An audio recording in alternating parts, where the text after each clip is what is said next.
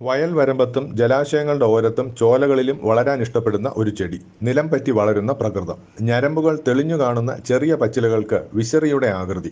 പടർന്നു വളരുന്ന സ്വഭാവമാണ് തണ്ടിന്. അതുകൊണ്ട് തന്നെ അടുത്തടുത്ത ചെടികൾ ചങ്ങല പിടിച്ചതുപോലെ പരസ്പരം ബന്ധിച്ചു വളരുകയും ചെയ്യും.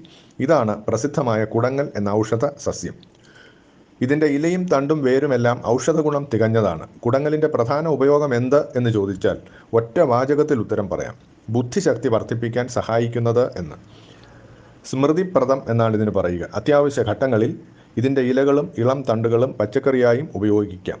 മുത്തിൾ എന്നും ഇതിന് പേരുണ്ട്. കുടങ്ങലിൽ ബ്രാമോസൈഡ് എന്നു പേരായ ഒരു രാസഘടകം അടങ്ങിയിട്ടുണ്ട്. ഉറക്കം വരുത്താനുള്ള കഴിവാണ് ഇതിൻ്റെ പ്രത്യേകത.